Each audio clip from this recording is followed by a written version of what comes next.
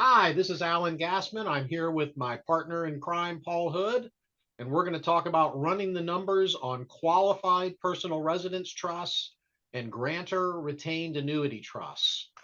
We're going to be using Estate View software for a large part of this presentation.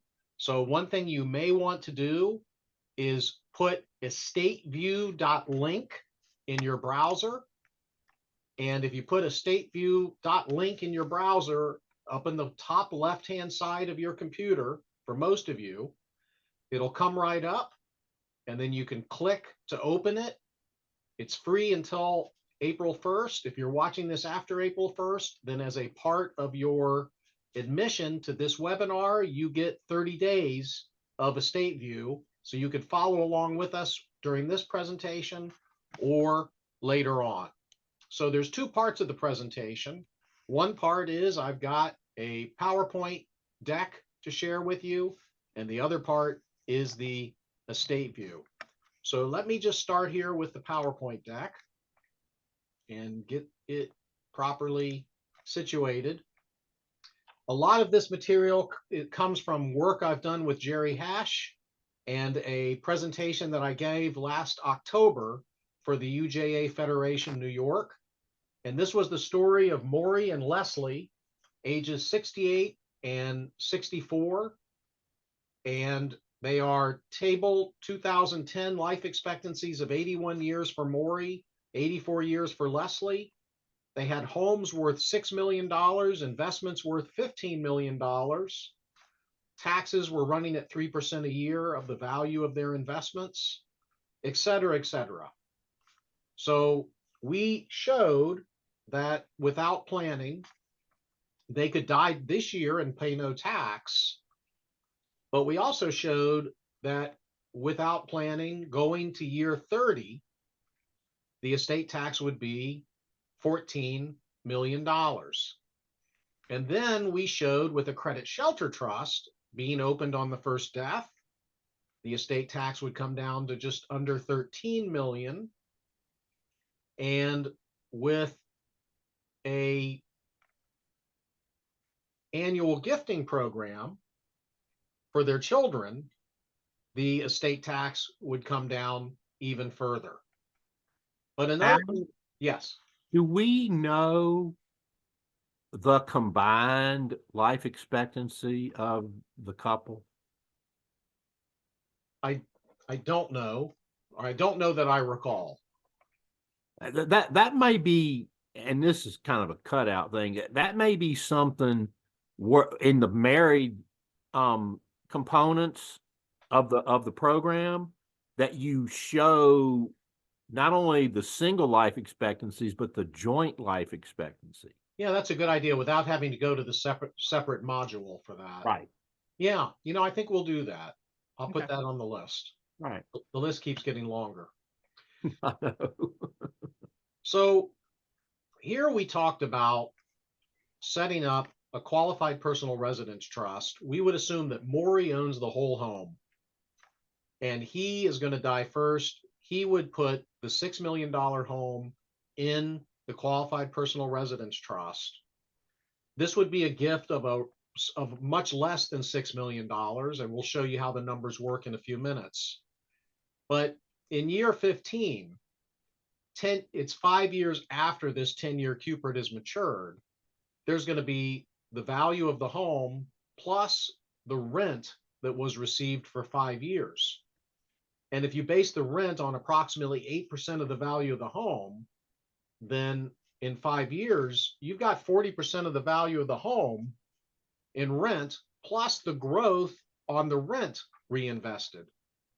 So this QPRT is a spousal limited access trust for Leslie. She could use it if she needed it for health, education, and maintenance. If she doesn't need it for health, education, and maintenance, she's going to pay rent for her life expectancy.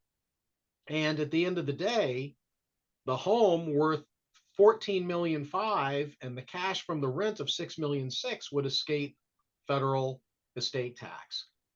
Now, if the home was owned 50-50, then Maury I mean, then Leslie could have sold Maury her half of the home for $3 million.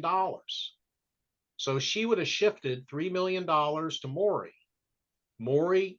She would have shifted the home to Maury, her half of the home. Maury would own 100% of the home. And that's one way to do this. The alternative would be that they would each do a QPRT. So Maury does a QPRT with 3 million worth of home. Leslie does a QPRT with 3 million worth of home. And now, instead of Maury getting a $6 million gift before discounts, it's more like maybe 85% of 6 million, because half a home is not worth as much as 50% of a home is worth. So they would have saved a little bit of their exemption. And now also we're hedging bets with 2 QPRTs, and we'll be talking about the statistical analysis in a couple minutes, because if I do a QPRT and my wife Marcia does a QPRT, one of us may die during the term unexpectedly, such as if I leave the cabinets open, but we probably won't both die. Now, when we do 2 QPRTs, one for each spouse, which we commonly do, we will make one a slat QPRT. So I have the shorter life expectancy, so the QPRT that I form would benefit Marcia and our descendants, and the QPRT that Marcia forms would benefit only our descendants, not me. But this shows a married couple, ages 74 and 75, with a $2 million home, and each spouse puts half of the home into an 8-year QPRT. So the value of the home is $2.5 million, but the actual use of the exemption is much less than $2.5 million, because first of all, we're going to take a 10 to 15% discount for partial interest, and then we're going to take a discount for the present value of that remainder interest, which we'll show you, and then you factor in the rent that's going to be paid every year after page 9, and your estate tax reduction is significant. As you know, with a qualified personal residence trust, I agree, I'll put it in there for a selected number of years. I can use it without paying rent for that period of years. If I die during that period of years, the house is included in my estate and my gift is considered to have not happened. If I die after that 8th year, then the house is out of my estate and a relatively small gift has been made. So there's plenty of estate tax savings based on the year of death, as you can see here. But then my family may pay a capital gains tax. If I die and there's a QPRT and it exists, it's not in my estate, it may still be considered as owned by me for federal income tax purposes. When I die, Paul says absolutely no new basis, no stepped up basis for an asset in a grant or trust that's not in your estate. Jonathan Blotmacher, Mitch Gans, and I aren't so sure about that. But even if there is no stepped up basis, you will typically come out ahead, because number one, the estate tax is due 9 months after death at 40%, whereby the income tax on a capital gain is not until you sell the property, and for most of us at 23.8%. But if your client won't have estate tax because you're doing other wonderful things, then the QPRT may cause an income tax problem. And by the way, that would be a reason that after the 8th year, my mother-in-law might be a beneficiary of that QPRT with the power to appoint trust assets to creditors of her estate to get the step up even earlier than my death. Paul, what have I missed? The thing with QPRTs, there's a human aspect to QPRTs that advisors need to understand. And that is, at least if your clients were like my law clients were, those who get into the QPRT idea often forget at the end that they're going to have to start paying rent for what they still call their house. And this is a client relations issue that can become a real big problem if you don't properly evaluate your client on the front end and make it real clear that, okay, at the end of this, you're a stranger to this property. You'll have a right to lease it for fair market value, but you're gonna have to pay rent. And invariably, what you want to avoid is all of a sudden the parent at the end of the Cupert not paying the rent. And then you got a 2036 and you're arguing, the negative, that there's no prearranged understanding. And those are hard cases to win. I mean, just read them. I mean, the taxpayer doesn't have an easy way out of those. So that's the thing with the Cubert is forewarned is forearmed for sure. So make sure the Cupert language also says that on the last day of the retained interest term, the grantor will not be the trustee anymore. It's safer to remove them a year before it's over. Exactly. Or sooner. And the grantor must pay rent, agrees to pay fair market value rent from that moment of the end of the 8th year. And then think about your state property tax situation. I've been told that in California, you may get reassessed at the end of the Cupert. You got all the Prop 13 stuff out there with, is it, you can transfer up to 50%, but if you go to 50, you get reassessed. And I don't know, but you're right about that. And if you do 2 Cuperts, you may want to coordinate in the document a lease. If you have different trustees of the 2 Cuperts that own one piece of property, there's some logistical things that you may want to think through in your drafting. Right. So also, by the way, if you're in Florida, what we do is just before the end of that term, the possessory term, we enter into a 99-year lease of the client with the property, and the property appraisers that I've talked with, because we get this approved in advance, have all said that's fine to continue your property tax homestead exemption and the 3% cap that we have in Florida. So let me just briefly show you the Excel spreadsheet before I forget. This is basically what I just showed you, but you're able to enter into the ages of the clients, the value of the property, the amount of the exemption that you're using based upon the number of years. And then it's got arrows. My office calls this Allen proofing it because I don't know how to use Excel, but you can put arrows in Excel. And then when you click on the arrows, the numbers in that column all change. So that's neat. And you can send that to the client. But now let's get into the software. So I put estateview.link in my browser, and then I click the blue button to move into it. If you need a password before April 1st, it's test, T-E-S-T, and your email address is test@test.com. It's absolutely free and until April 1st. And then I click on Cupert. Now, when I click on Cupert, we start on the simplified version of Estate View, which Jerry Hash made me do because he didn't want me to confuse anyone. He wants everyone to be able to start easy. So what you have here is what most of the other calculators have. You've got a transfer date, and we'll just say it was February 20. And then it tells you the 75/20 rate for February, which was 4.8%.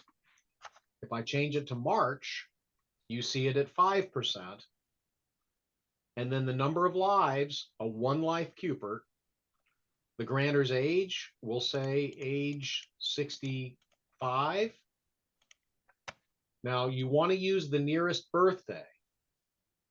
So if they just turned, if they're if they're at a different, well, we'll have to edit that out. What's an example here? If they've, well, how if the client, you want to use the nearest birthday. So if the client is in 3 months before their 65th birthday, they're 65. But once they're 66, they're not 65 anymore. If they're 7 months into their 65th year, then they are 66. So that's the closest birthday, and that's a mistake that a lot of practitioners make. And then there's the term of the QPRT, and we'll just start with a 10-year term, and the value of the home, $2 million. And then I can click for results. And my inputs are summarized in blue: 65-year-old, 1-year QPRT, 10 years for the term, $2 million home, 75/20 rate, 5%. And my gift here is very small. It's only $1,008,467. So Paul, how is this not a fantastic deal?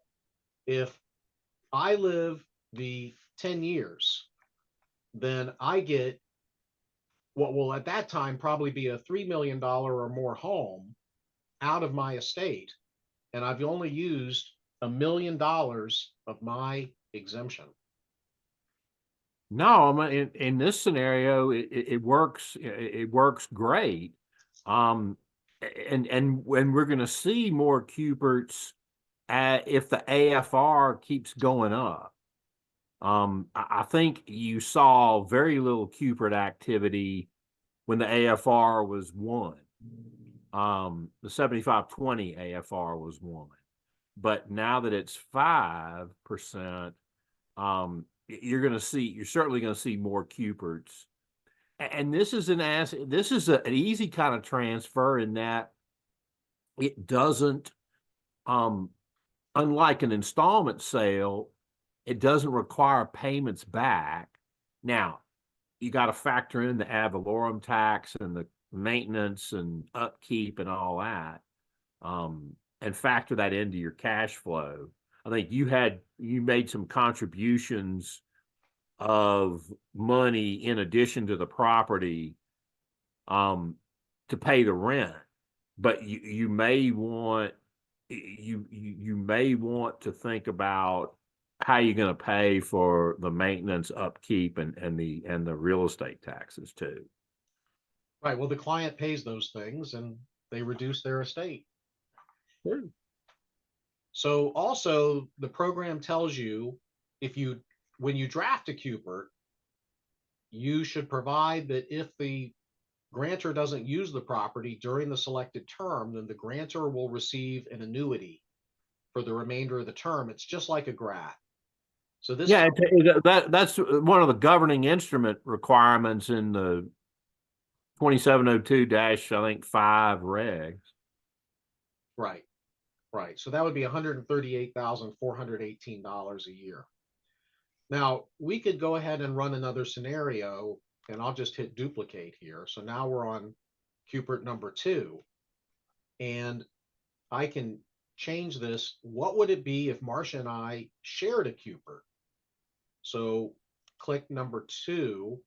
Now it's we'll just say a 65-year-old and a 70-year-old. Don't ever anyone tell Marcia I said she might be 70 years old. But now the gift is even less. Well, I don't know. Why would the gift be more, Paul? The gift is more because there's less of a chance that we'll die during the term. Isn't that interesting? Well, and if you think about it, that goes to the question that I raised earlier about what's the joint life expectancy. Right. So now and obviously the chances of 2 people surviving joint life expectancy is going to impact the final retained number on the gift side. Right. Now I might do one for a 10-year term, one for a 7-year term, and to hedge my bets. I could put half into a 10-year term QPRT, half into a 7-year term QPRT, and some people like to do that. And the only thing you got to do there is if you're gonna have more than one QPRT, whether it's they each split that way, or one does a 10 and the other does a 7, is that logistical coordination of the post Cupert term lease arrangements. Right. So then I could do a 4-year Cupert also, and then that would be a much larger gift. And of course, the gift would be 1/3 of each of these amounts minus another discount to take into account that these would be partial ownership interests. So it wouldn't be unusual for a large Cupert, like let's say it's a $6 million home. Wouldn't be unusual to have that type of situation. So that's what Estate View does in the standard mode, which is $199 a year. I just mentioned that because people ask. So now we go to the pro mode. And Jerry had me divide this into a pro mode and a pro plus, because the pro mode does a lot of neat stuff. It just doesn't do a split interest Cupert or the annual rent after the Cupert term.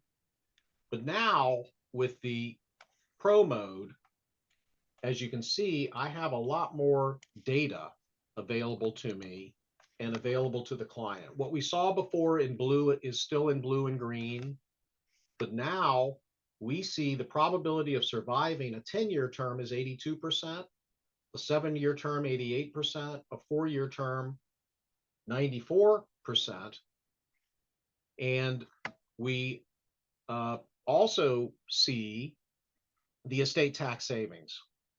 Assuming that I survive the term, the estate tax savings is going to be actually higher, Paul, depending upon the term, if I'm paying rent.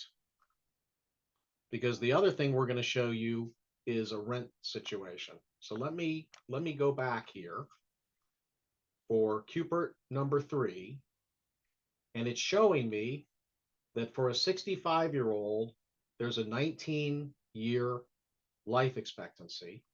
Now let's see what it does if I go for 2 people, 65 and 70.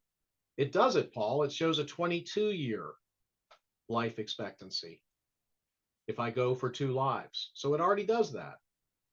And if I could marry someone younger, somebody 40, then there would be a 43-year life expectancy, which might be a good way to justify that to my children, right? I did it for tax purposes. And then I'm going to go to Pro Plus, and in Pro Plus, I can do a couple of other very neat things that I want to do. One thing is I can show the income tax result. Let's say it's a $6 million home that cost me $5 million. So that's my basis. My income tax rate is 23.8% because I live in Florida. And then I'm going to have my home grow at 3.28%, which is pretty common, probably a normal home growth rate. And now I see an estate tax savings of $4,300,000. A lot of that coming from the rent income. There's a spreadsheet down below, similar to the spreadsheet that we have in our other calculators. And this spreadsheet is showing me, or it should be showing me, the rent that is coming in. And why isn't it? Discounted rate. Okay. It's not showing me the rent because I wasn't paying rent yet. Let me see here. Rent due, nope. Annual rent percentage.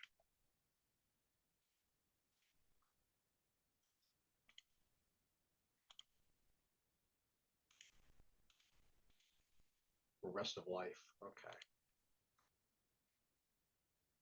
All right. Yeah, that wasn't automatically set. Okay, let me go back. See where to go back to.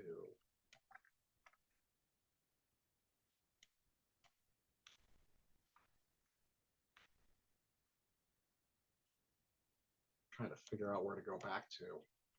I think I just go to, Let me ask you a question about that rent analysis. yep, You're assuming that the rent is determined by a qualified appraiser,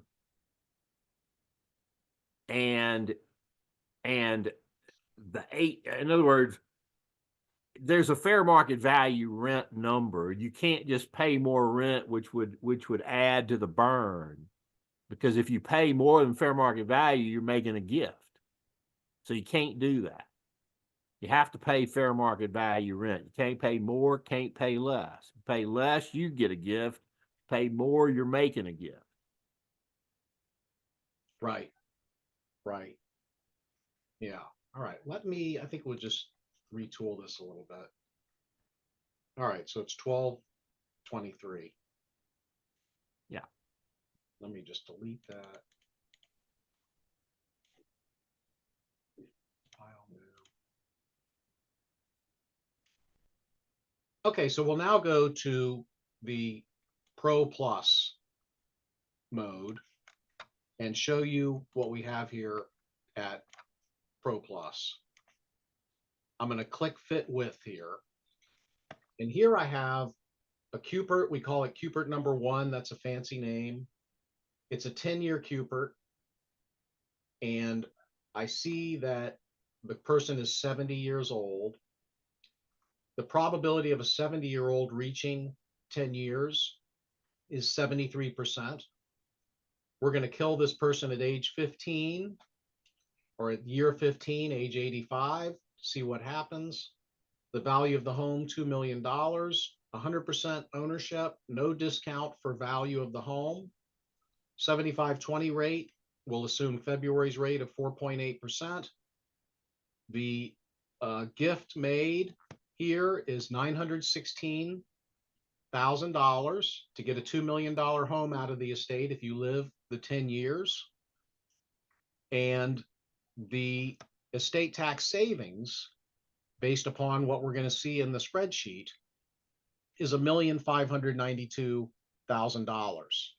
If the person leaves the home during the 10 years, the annuity payment is $156,096.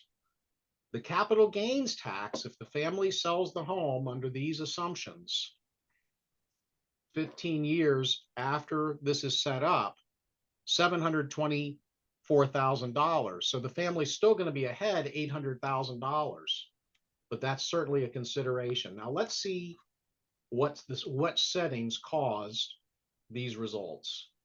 So the vertical lines here show you settings that were not available in the simpler version that I was showing you. So 75/20 rate, 4.8%. By the way, we're now in March, so I'll go ahead and show that at a 5%. One life, 70 years old. You could put the calendar in there, the calendar age in, if you want to be sure the person should be treated as 70. Then you see a 15-year life expectancy. And of course, the life expectancy comes from the table 2010, so it's pessimistic. Table 2010 includes smokers, includes people of lower economic means that don't see doctors as much, includes drinkers. Our clients probably are also drinkers, but maybe not as heavy as the average. And I do want to show the income tax result in my spreadsheet. So I'll click that there. And I'm assuming a tax basis in this $2 million home of $1,250,000, which is what's causing that capital gains tax that you see. The home growth rate, I'll go ahead and set it at 4%. People think their homes grow at a higher rate than they actually do, because while the median home may grow at 4% a year, your home gets older every year. And when your home gets older every year, it's worth less, or until you end up rebuilding it. Then the gift tax rate, 40%, estate tax rate, 40%, ownership percentage, 100%, no valuation discount yet, and annual rent percentage, I'm just going to say 6%. Now, Paul points out that the rent is based on fair market value rent. And 6 or 7% is not necessarily fair market value rent, but it's what we have found to correlate best to being able to predict fair market value rent. And we'll assume that the rent starts getting paid right after the term and for the individual's lifetime, and that the money that the trust receives on the rent will grow at 7% a year. So It assumes that the QPRT is a grantor trust for income tax purposes, right? that's right. You need to make sure that it is, that you design it as such. Now, does it show it continuing as a grantor trust for the life of the grantor? Or does it, or is the trust going to convert to a regular subchapter J taxpayer at the end of the QPRT term? It assumes a grantor trust because the Well, trust, that's what I would have thought. You right, may want to point out there, though, in your assumptions that that would matter, because and there may be some situations where your grantor doesn't want to be the grantor for income tax purposes anymore at the end of the QPRT. right. So looking at the spreadsheet, which fits nicely, the beginning value of 2 million of that home ends up at 3.5 million, Right. and then the rent paid in the 5 years before the grantor dies and the growth of the rent ends up being quite large. Yeah. So then the estate tax savings, 1.6 million, and the capital gains issue, 5.063 million. Net, the family is ahead is 1 million. And this is after taking into account use of part of the exemption. So I submit to you that these QPRTs are worthwhile, especially if you need to do this to get a client down to a zero estate tax, which I'll show you that in a couple minutes. So that would be QPRT number 1. Now, QPRT number 2, I can come down here and I can go ahead and do 2 separate QPRTs and get a discount. So I click on duplicate, and then I come down to ownership percentage, and I'll just toggle that down to 50%, and it predicts a discount of 15%. So now my half of the home is an $850,000 gift, and my value of the home, 2 million for QPRT number 2, ownership 50%, discount 15%, discounted value 850,000, and the amount of the gift 382 instead of 899. So my estate tax savings for half of the house are significantly more than my estate tax savings for the whole house because of use of a little bit less of the exemption. In fact, the difference is not significant, but it's still notable. If you're going to be doing 2 QPRTs anyway, normally, Paul, I've found that the real estate appraiser will give you that discount in the real estate appraisal, as Oh opposed. yeah, well, I always ask them for the if there's a fractional interest discount for it. Now you won't always get it, but if you ask, you will. One of the things I love about the spreadsheet is I love showing that you see the probability of survival to that year and the probability of death each year, because that can be some very valuable information that especially when you're trying to coordinate the planning for a surviving spouse, which I maintain is harder but needs to be done before the first spouse dies, because then you find out surprises like they don't have cash flow to maintain their lifestyle, and nobody wanted to think about it till then. but knowing those probabilities is very valuable information from year to year. Sure, sure. So I've gone ahead and I've done I had the 10-year Cupid, I did the 7-year Cupid. Now there's an 83% chance of living the 7 years. And then the third one is I can do a 2-life Cupid, and I can scroll to where I get an 83% chance of living. So the term of the Cupid here, I'll just keep scrolling up until that comes down to 83%. And that is at about 13 years. So it's the same risk to do a single life 7-year Cupid as it is to do a dual life 13-year Cupid. That's pretty interesting. And then what I can do is I can go to timelines and charts. And what this is showing me is on the left-hand side, the portion of our house that will be non-taxable in blue is on the left-hand side. And then the risk of dying during the term is on the right-hand side. And you see, as I click the term up, the savings is more, but the risk is higher. Exactly. So just a nice little way that you can explain that to the client.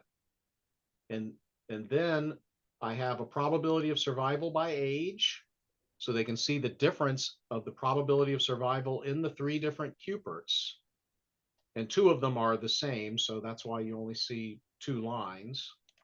Then I show the property value going up over time, which is what is expected. Then I show the rent for each of these QPRTs, QPRT 1, 2, and 3, how much rent the annual rent is and how much the accumulated rent is going to be.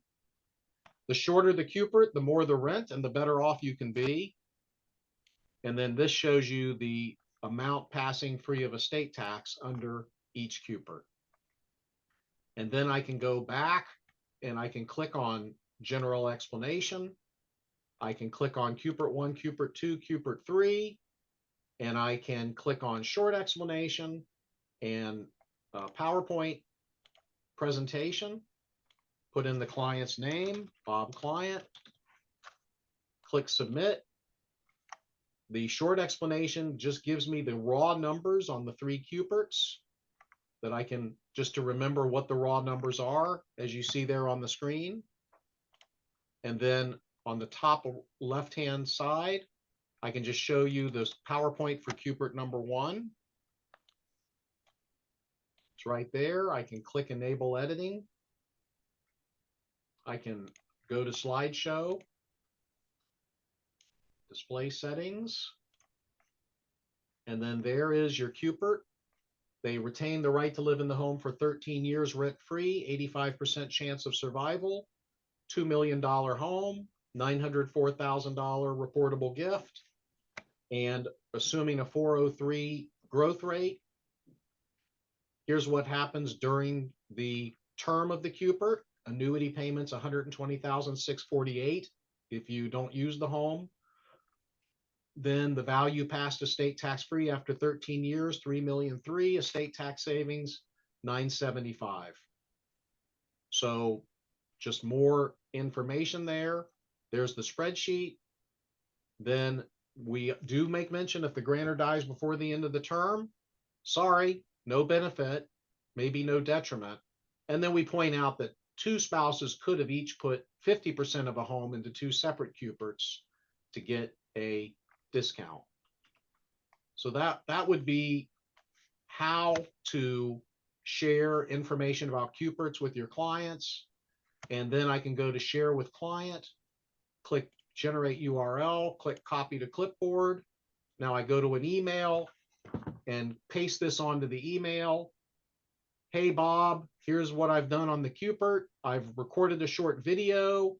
Please watch it and then click on this HTTP address, put in your code 675071, and you have 2 weeks to use this module. Now, once I know what I'm doing with the QPRT, I can make it a little maybe easier to understand by going to the married couple module. And the married couple module, you may know, allows me to input a lot of information about a married couple, including whether they would like to do a QPRT. So before they do the QPRT, I'm showing here that these people had a home worth 3 million to begin with, 3,000,009 at 9 years, 5,000,004 at year 20. And after using a credit shelter trust, they were still at an estate tax plan expectation of a $24 million estate tax. So now I click on QPRT. Now, when I click on QPRT on the right, the QPRT comes up on the left, and it asks me, how many QPRTs do I want? And if I put 1, then it's just a QPRT by the first dying spouse, which will be a SLAT. What percentage of the residents do I want in the QPRT? I could put 100%. What's the value of the residence? 3 million. What is the 75/20 rate? 5%. What's the term I want to show? 8 years. And then for 8 years, what is the exemption used? $1.6 million. And what's the annual rent rate after the 8th year? We could say 6%. And then when I click on QPRT, all those numbers are there. So in year 9, the QPRT is worth $3.9 million. It's received $244,000 in rent. In year 20, the home is worth $5.4 million, plus you have rent money, and the estate tax is how much lower? The estate tax is $1 million lower. Now, I could show 2 QPRTs. I'll go back to the left-hand side and click on 2, and then how much will be in each QPRT? $1.5 million in each QPRT. It automatically divides it up, and I could do the same term for these QPRTs. But look at this. If I go to 9 years, it says, nope, it fails because you've got the client dying in year 9 and the QPRT's only an 8-year term. So I could go here and I could increase the client's life expectancy as I decide to. I could give her 13 years. I mean, the first death in 13 years, second death in 23 years. Close that back up. So now I'm showing them a more realistic situation with 2 QPRTs. And then I can do a screenshot of this, or I can generate PowerPoint. Of course, then after the QPRT, I can show them annual gifting with the QPRTs, life insurance trust with the QPRT, a large gift with the QPRT. And then you could go ahead and try these scenarios with and without the QPRT. I can click up here and click off QPRT and see I can go to the very end with the installment sale, and with the QPRT, the estate tax is $4.6 million. I can turn off the QPRT and the estate tax is $7.9 million. So that makes a big difference with and without the QPRT. Wow.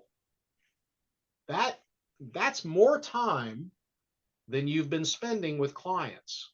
You know, Paul, a lot of people have said, I really love Estate View because it saves me a lot of time. But in reality, I think the better reason to like this is that it provides you with a much better analysis for your client when you run these numbers, and you may have more billable time, but I think the clients, at least the sophisticated clients and the other advisors, see the value of it. What's your thought, or what's your philosophy on that? Well, well, first of all, I definitely agree with you, but I think that the value is the ease of doing the analysis that needs to be done, that today too often is not being done. Because as we've seen on some of these numbers, as we've gone on, and not only today, but in some of the other sessions you and I have done, sometimes the results are a little surprising. And sometimes they can even be counterintuitive. And that's why there's no substitute for actually seeing the numbers. And estate view not only provides you with the comprehensive numbers you need, and not just the transfer tax effects, but the income tax effects. But to me, what sets it apart is the explanatory teaching opportunities that estate view offers in the way of the short and the general explanations and the PowerPoints with the graphics and the pictures themselves. Because as you know, for clients, a lot of times a picture's worth truly 1,000 words or more. And the State View does a great job with that. And in all fairness, Number Cruncher, Tiger Table, Brentmark, they have very good products that also enable you to run numbers. So at least you can run the numbers, put them on a spreadsheet, and become familiar with the result that you're getting. Now, before we go to GRATs, I just want to make mention, I have to because Jonathan Mottmacher told me I have to, is if your client's going to buy a new home and they want to save estate tax on the new home, then consider a joint purchase.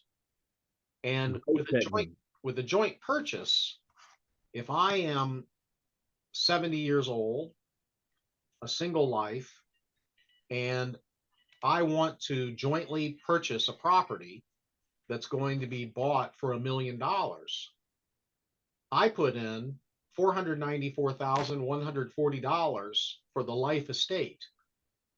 My children, or an old and cold pre-existing dynasty trust for my children, put in $505,860.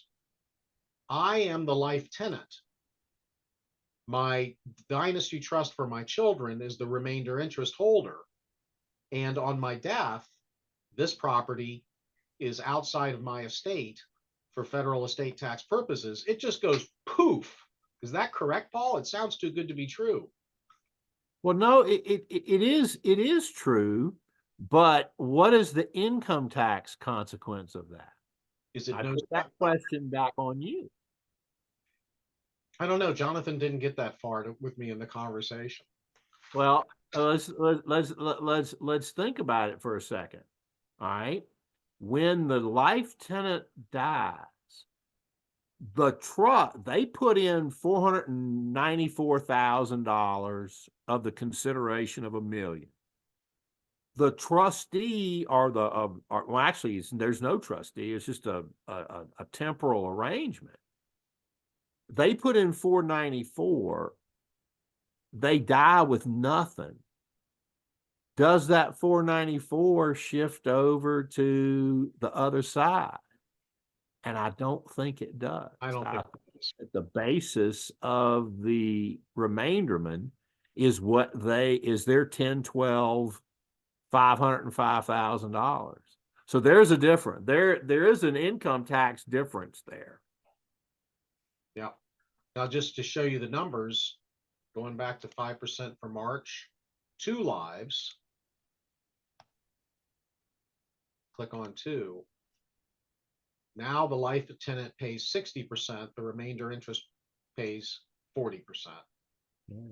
So, and of course, this calculator can also be used when you're trying to do settlements with family members and buy out a life tenant or buy out an income interest owner. Well, it's a very, very valuable and a useful calculation to have handy. And I'm in a state view. I'm glad that it has it. But it's one of those things. Sometimes when you make a joint purchase, sometimes people think, oh, well, you did, but the arrangement paid $1 million for the property, but that's not how the tax law works. It's on the acquiring taxpayer.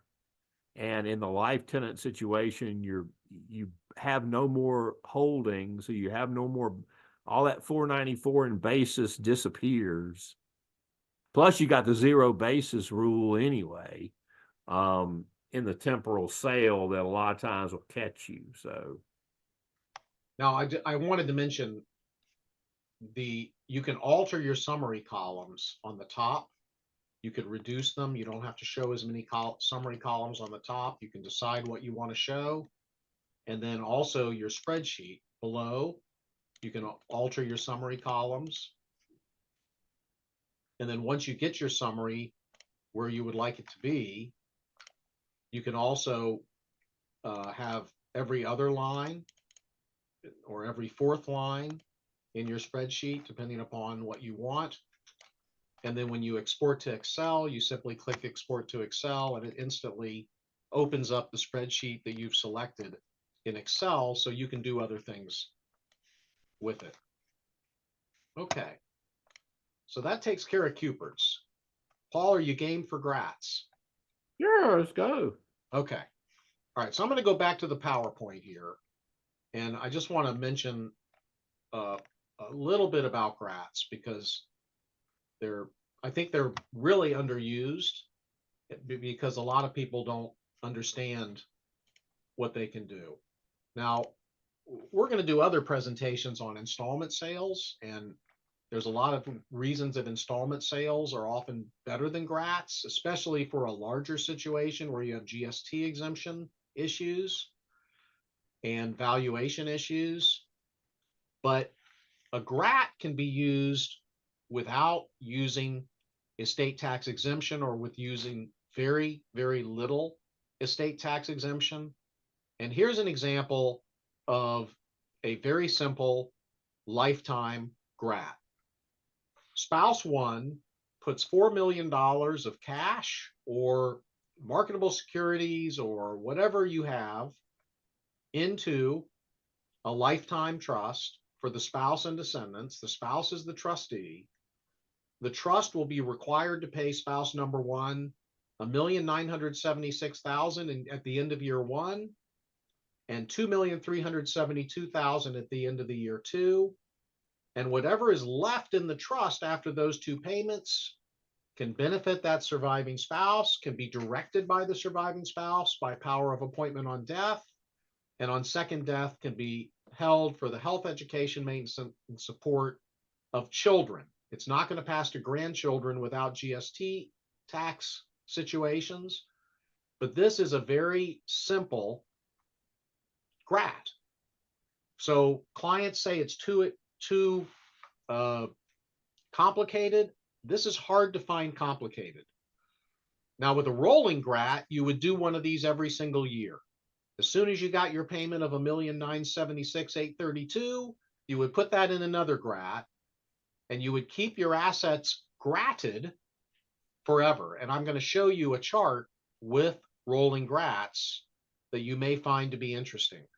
The GRAT is disregarded for income tax purposes, both while it's making the payments, and it can be continue to be disregarded for income tax purposes after it makes the payments. If it is a 100% grantor trust, and you're going that is a question that too many people assume is 100% yes, but Ed Morrow and I have figured out that it's actually possible to draft a not 100% fully grantor GRAT instrument. Oh, so you're gonna want. Yeah, that's why I always throw the swap power in there, in any event, because normally, I mean, at least as to the annuity, I mean, you've retained it, so you've got 676, you got 677, and if the spouse, but if you don't get all of the fiduciary accounting, it's possible. It's not likely, but it is mathematically possible for a GRAT to be a less than 100% grantor trust. So that's why we always err on the side of caution and make doggone sure that GRAT is 100% grantor trust, because it's like the GST. You either want a 0 inclusion ratio or a 1. You don't want anything between 0 and 1. And the same is true of a partially grantor trust. You don't want that either. right. And you can allocate GST exemption to the GRAT after the last payment back. Now, Right. Paul, what happens here if the IRS comes in and audits it, and in good faith, the client thought that the closely held stock he put in there was 4 million. It turned out to be 6 million. Does he owe a gift tax? Does he use part of his exemption, or what happens? Well, if the GRAT's properly drafted, it's a formula and it self-adjusts downward. That's right. That's right. And that takes away the risk of the gift tax that you would have with an installment sale when you're taking discounts with a business or an asset that's Well, hard. but you can do the same thing in an installment note. Well, you could do it A with, defined value clause, you can do the same thing. right, but the IRS is not showing a liking to defined value clauses. Well, they're also emulating the Italian army and losing most of the battles lately, so I'm okay with that. Yeah, okay. So next, I want to show that with a business entity where the business has positive income, the GRAT can really shine. And I just think most advisors don't know about this, because when I get estate planning situations to look at, it's been overlooked. So you have you have a company here that's throwing off $3 million a year of income. The company's valued at 5 times income, so that's 15 million. And assuming a 33% discount, 10% of the company is worth about $1 million. So a $1 million contribution to the GRAT will result in a 10-year payment of about $119,000 a year. So all the client's done is valued 10% of this company, and 10% is going to pay $300,000 a year in dividends. The client puts that asset into the GRAT and is going to get back $119,000 a year. So let's look at the numbers. They're going to have to pay $119,000, but they get $300,000. They save $108,000. They reinvest it at 7.5%. At the end of 10 years, they have $2.5 million in investments, plus they own 10%. That the GRAT is going to have $2.5 million of investments, plus it's going to own 10% of this company. So when you have, showing, it grows by 7.5% a year, doesn't really hack it when you run the numbers. You want to be able to show the actual money going into the GRAT. And we're going to show that to you in a minute. But for an operating business, an S corporation usually, or taxed as a partnership, when you run the numbers on a GRAT, please don't just show growth of the value, show the actual cash flow. The other thing I want to show you, and we're developing the calculator for this, is the leveraged GRAT. So the client has $100 million of assets in LLC 1 and would like to do an installment sale, understands an installment sale, but also understands that the IRS has been challenging installment sales. So he would rather have the safety of a GRAT adjustment clause. He sets up LLC number 2 and puts $7 million of investments into LLC number 2. The client owns LLC number 2, but he transfers the 99% non-voting member interest in LLC number 1 to LLC number 2 in exchange for a $70 million note. So LLC number 2 owes the grantor $70 million and has a net value of $7 million. So step number 3 is the client forms a GRAT and he transfers ownership of LLC number 2 to the GRAT. And the GRAT now has a $7 million value, and it will pay the grantor $2.6 million a year for 3 years. And then LLC number 2, owning 99% of LLC number 1, will be out of his estate for federal estate tax purposes. So it has the same result as an installment sale. And I have a spreadsheet that explains it later on. Now, if the IRS comes back and says, this is malarkey, you took a 30% discount on LLC 1, we think LLC 1 is worth 150 million, not 100 million. We think that you made a $40 million gift. Well, the risk here is payment of 3 annual payments that amount to about 40 million with interest at 5%, instead of the risk of paying a large estate tax. So that's the leverage grat. Any comments on that, Paul? No, I mean, it just goes to show you how easy this is. And I think that's the beauty of it. Right. Now, the other thing I wanted to show you is the rolling grat. So we're working on our rolling grat calculator, and the rolling grat calculator display looks like this. Grat number 1 starts at 100 million, and at the end of the first year, it pays the client 58 million, which gets put into grat number 2. At the end of the second year, grat number 2 pays the client 28 million, which goes to grat number 3, and grat number 1 puts its payment to the client and then to grat number 3. And everything basically stays gratted. And what we did was we ran this. Here's the first 5 years. Here's the second 5 years. Here's the next 4 years. And what we found, and I should have had the PowerPoint here, but I don't. But what we found was after 14 years, and I started in 2004, where the values went down so terribly in 2007, 2008, and the stock market was so terrible. From 2004 to 2018, 48% of the value of the client's net worth was under the grats after 14 years using the rolling grats. So I apologize, I've got the wrong, I don't have that chart here to show you the result, but the rolling grats are going to be really good to illustrate. And we are working on that calculator. So now let's go to the grat calculator. So I go back to my main calculator, I put a state2.link in my browser, and I go to grat. And here again, a very simple initial approach. I can use my 5% 75/20 rate for March.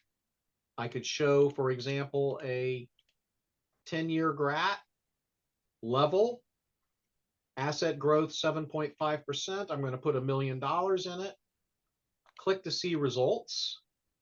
And here I see a level payment grat, no gift, which we're going to be able to show you a gift in a little while, which we do recommend. And the annual payments $129,505. Alternatively, here in the standard mode, I can go to increasing 20% a year, which is permitted. In fact, let me go back to level, click on duplicate, go to click there again, increasing 20% a year. So grat number 1, I put $1 million in, growing at 7.5%. The annuity is $129,000 a year for 10 years. The remainder interest that passes estate tax free with no use of estate tax exemption, $228,000. On the other hand, if I start the grat lower, increasing by 20% a year with the same 75/20 rate, the annual payment starts at $53,000 and the remainder interest is at $291,000. So for a longer term grat, I don't know anyone who doesn't increase the payment by 20% a year, which is the most that you can increase the payment under the regulations. Paul, any comments so far? No, I think that the increasing grat payment economically is probably the safest way to go. So right. And then I'll show a 15-year grat. And with the 15-year GRAT, a big difference, because the annuity amount starts so much smaller and the growth has more time to grow, that remainder interest goes to 674,000. That's pretty interesting. That's a math anomaly that I'll have to talk to Jerry about. So now I'll go to the pro version. And now I have more inputs, but I'm starting off again. The grantor's age is not important here for the calculations, other than maybe the life expectancy, because the GRAT works without reference to the grantor's age after the Walton GRAT case, so to speak. So now we are showing the annuity amount, and with the spreadsheet below, I can show you the annuity amount. The annuity amount starts off at 23,000 and it builds up to 294,000.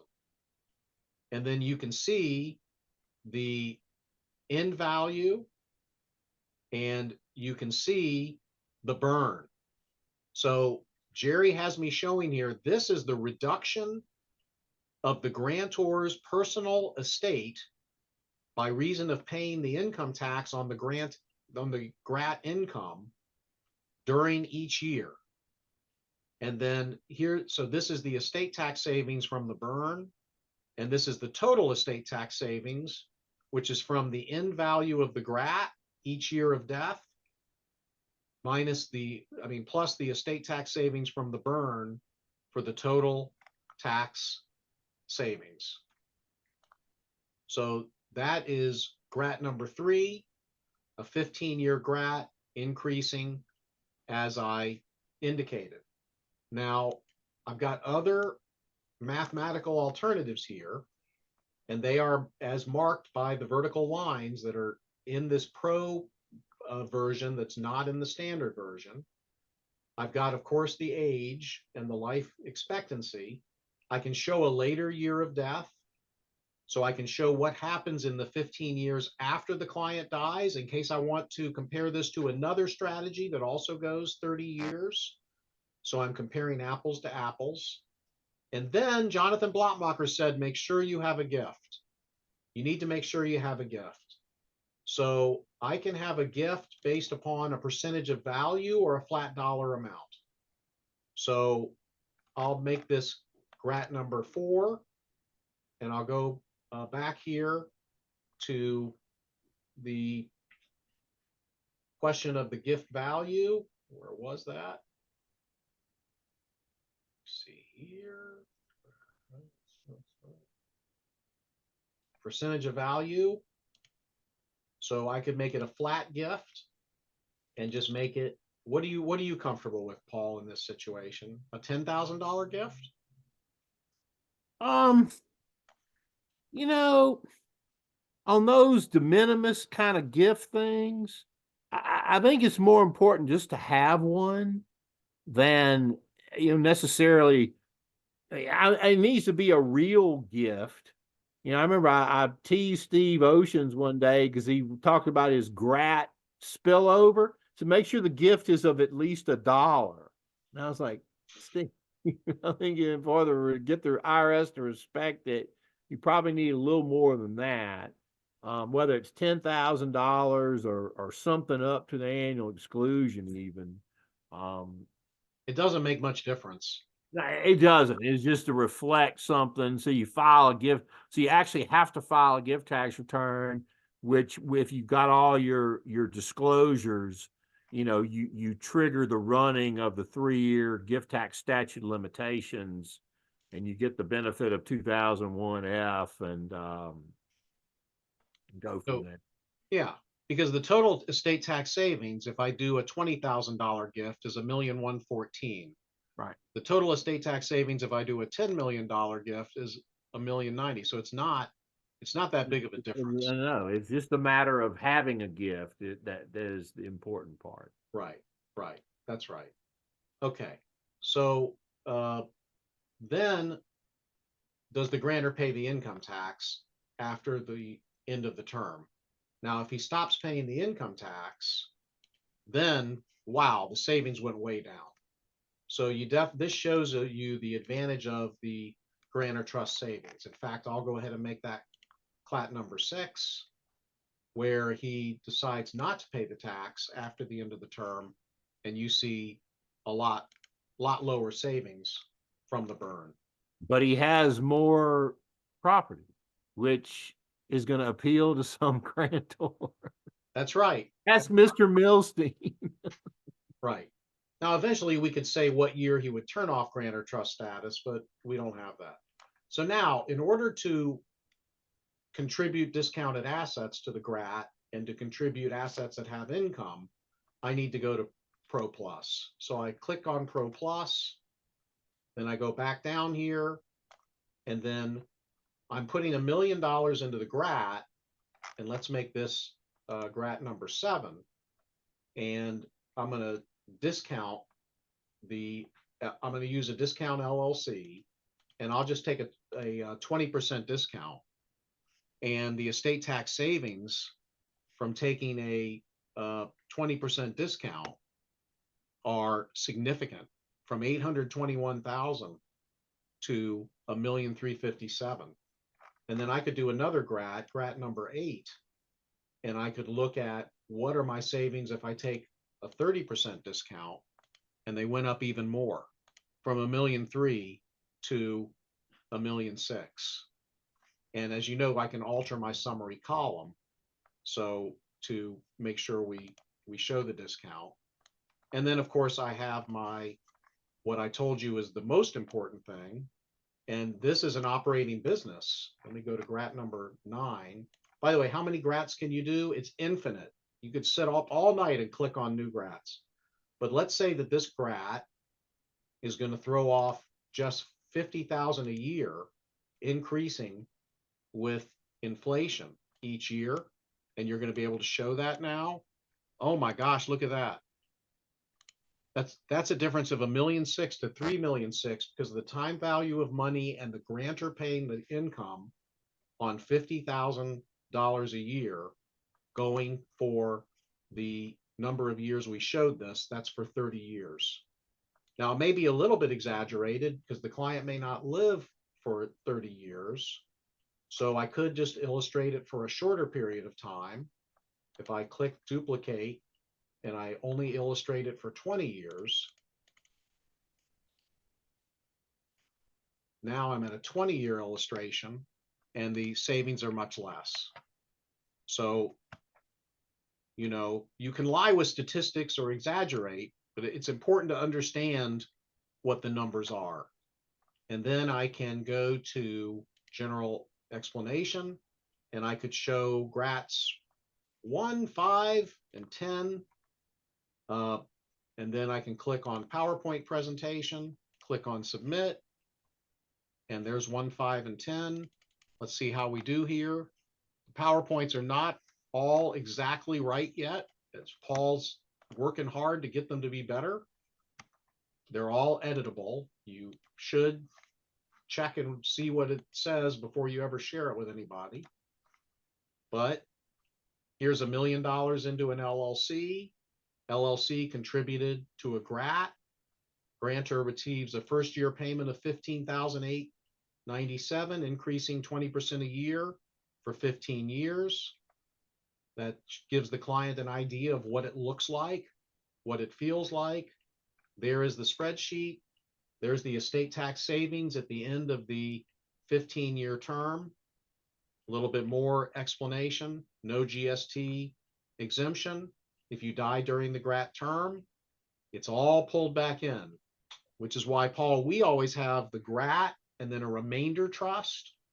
And the remainder trust owns the remainder interest in the GRAT and is able to sell the remainder interest in the GRAT. So Right, and that gets you your GST benefits at the end, which is you can't have during the ETIP. So. Right. So eventually we'll have a purchase of a remainder interest in GRAT as one of our features, but only so far, so fast. Only one full-time programmer.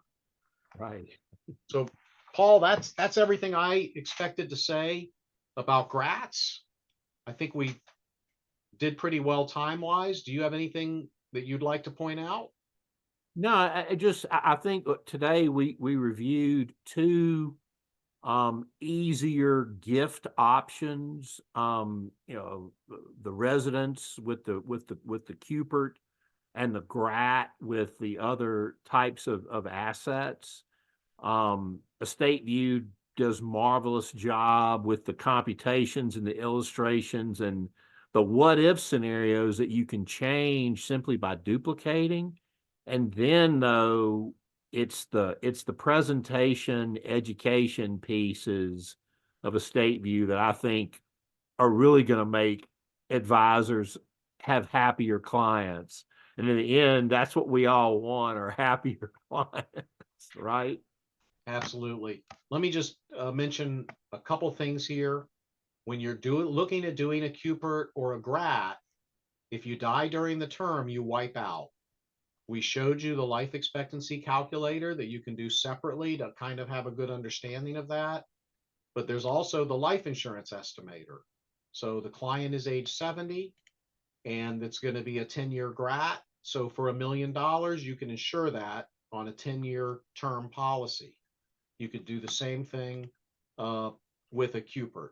So those might be useful. Also, when you are discounting for an active business or you are discounting for a holding company, we do have valuation calculators. These are not to take the place of a valuation expert, but they can help you to educate your client as to why we hire these valuation experts, because they have to make a lot of different calls. And when you do get a valuation report, I can go ahead and have one of my associates or even a bright paralegal put in the variables so I can show the client how the value came about. Something, it's educational, if nothing else. So, Paul, that's everything I wanted to share today. I want to thank you for all of your support and comradeship and work on Estate View. You've been a very integral part of it. And I'm looking forward to working with you for many, many years, along with the large number of Lissy viewers and Lissy commentators who have taught me so much. And by the way, if you have any questions whatsoever, I am Alan, ALAN, at GASSMANPA.com. Paul, your email address? Paul at paulhoodservices.com. Send the tough questions to Alan, the easy ones to me. All right. May the rest of your day be quite wonderful, and thank you very much.